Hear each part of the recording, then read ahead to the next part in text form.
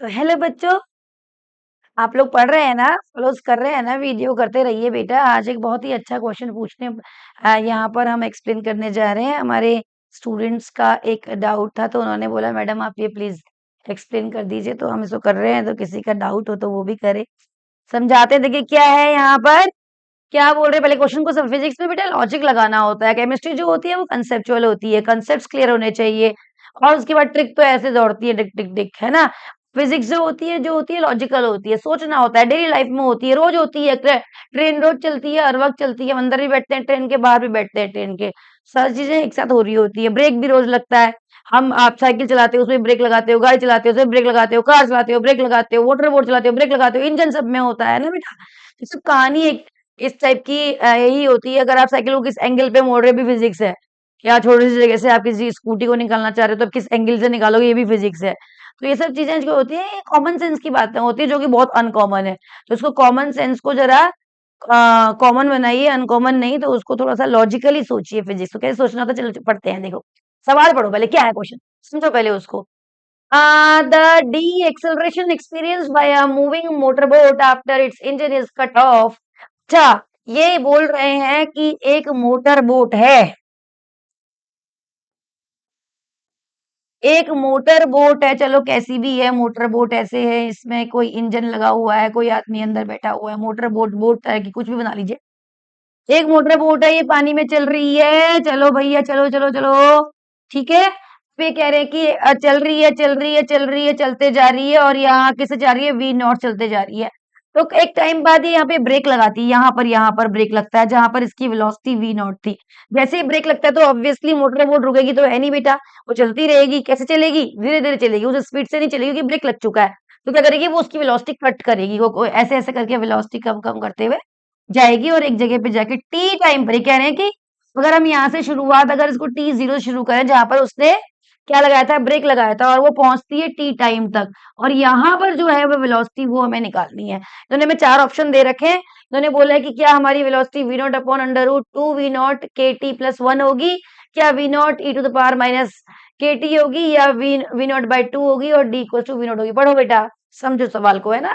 तो इन्होंने क्या बोला है कि कट ऑफ के बाद जो वेलोसिटी का जो ratio, velocity change in velocity पर टाइम, है ना।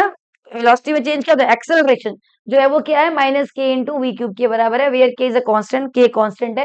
We naught is the magnitude of the velocity at cut off. Cut off जहां पर, कट ऑफ मतलब जब ब्रेक लगाता है, जहां पर इंजन में ब्रेक लगता है उस वक्त जो वेलोसिटी है, इनिशियल वेलोसिटी है, वो वी नॉट है। ठीक है, the magnitude of the velocity the time T after the cut off, और ब्रेक लगाने के टी समय बाद जो वेलोसिटी है वो वी है। वो क्या है, इन चारों में से।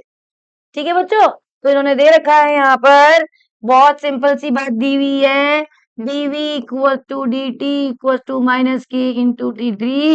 अब आपको मालूम चल गया, बच्चे इंटीग्रेशन और डिफरेंशिएशन में बड़े कंफ्यूज होते हैं, मैडम कहाँ डिफरेंशिएशन और कहाँ इंटीग्रेशन करना है। जहां पर लिमिट दी होती है ना बेटा, किस लिमिट से कहाँ, देखो यहाँ ले रखी है इनिशियल लिमिट, इनिशियल जो वेलोसिटी है वो शुरू हुई है इतने से खत्म हुई है, अभी तो यहाँ पर हमारे पास लिमिट है, और ऐसे टाइम की भी हमारे पास लिमिट है, तो हम यहाँ इंटीग्रेट करेंगे। ठीक है, इंटीग्रेशन करने के लिए आपको मालूम है ये क्या है, टी क्यूब, नहीं टी क्यूब नहीं है बेटा, वी क्यूब है। I am erasing this, this is k into t cube. ठीक है, अब sorry v cube, again I am doing mistake. तो मैं रीअरेंज कर लेती हूँ, डीवी अपॉन वी क्यूब कर लेती हूँ, equal to minus k into D T कर लेती हूँ। ठीक है, उसके बाद क्या होगा बेटा, इंटीग्रेट कर देती हूँ इसको। मेरी लिमिट क्या है, वी नॉट से लेके वी तक, इधर से इंटीग्रेट करती हूँ टी जीरो से लेकर टी तक। ठीक है, जब मैं इसे इंटीग्रेट करूंगी तो क्या हो जाएगा, मैं इस पावर को ऊपर लेके जाती हूँ, वी की power minus three d v कर देती हूँ, इंटीग्रेट कर रही हूँ कहाँ से लेके, वी नॉट से लेके वी तक, और ये मेरा कांस्टेंट है, और मैं इसको इंटीग्रेट कर रही हूँ टी से लेके। जब मैं इसको सॉल्व करूंगी तो मेरा टी क्या आ जाएगा, टी आ जाएगा, मतलब के टी आ जाएगा, माइनस के टी। अब मैं इसको इंटीग्रेट करती हूँ, या फिर अभी इसको ऐसे ही रहने दो, कुछ भी है, ठीक है, ये मैं कर चुकी हूँ। हाँ, ये कर दो D T, T time T से, टी जीरो से टी टाइम तक। चलो बेटा, अब क्या करेंगे, इसको इंटीग्रेशन का फॉर्मूला लगाते हैं। क्या होता है फॉर्मूला, कैसे खुलता है, v से लेके लिमिट वी नॉट से लेके v तक दी हमने, क्या होता है बेटा, v minus three plus one upon minus three plus one. साफ दिख रहा है ना दिख रहा है, ठीक है। अब ये हो गया माइनस के इंटू टी, और जब मैं इसे ओपन करूंगी तो क्या बनेगा बेटा, V to the power minus two upon minus two, और V naught we equal to minus के टी। अब आप इस टू को आगे लेके जाइए, हम आगे पेज में करते हैं। क्या आया था हमारा, क्या आया था बेटा, v upon minus two into v minus two power upon we naught, we equal to minus k into t. तो इस टी की टू की यहाँ मल्टीप्लाई कर देते हैं, वी स्क्वायर क्या हो जाएगा, v naught into v equal to minus minus plus हो जाएगा बेटा, टू के टी हो जाएगा। क्या करूं, एक बार फाइनल वैल्यू रख देती हूँ, और एक बार अपर लिमिट और एक बार लोअर लिमिट रख के इसको सॉल्व करती हूँ, and it would be my two k t. और इसको मैं सकती हूँ one upon v two minus one upon we naught square equal to twice of के टी। और मुझे वी नॉट की वैल्यू निकालनी, वी की वैल्यू निकालनी है ना, पूछा फाइनल वेलोसिटी, तो मैं वी नॉट को उधर लेके जाती हूँ, one upon we naught square plus twice of के T. Now I will take the LCM of this side, ठीक है। अब मैं एलसीएम ले लेती हूँ, क्या आया था मेरे पास, वन अपॉन वी स्क्वायर, क्या था, one upon V square equal to one upon we naught square plus twice of के टी। तो आप इसका एलसीएम ले लो, V naught square equal to one plus twice of K V naught square into T equal to one upon V square.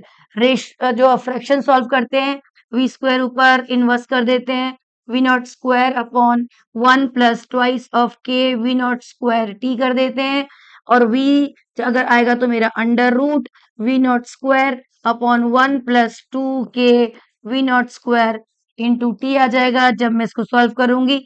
ये देखो ना root है बेटा, जब मैं इसे ओपन करूंगी तो रूट का मतलब हाफ से मल्टीप्लाई, तो v naught into two into इसका ऊपर वाले का रूट सॉल्व कर देती हूँ, नीचे वाले तो रूट सॉल्व नहीं हुआ, नहीं हो सकता, two into k into v naught square t, इससे ये कट गया, यानी कि जो मेरा फाइनल आंसर आया what it would be, it would be my v equals to v naught upon under root 1 plus 2k v naught square into t।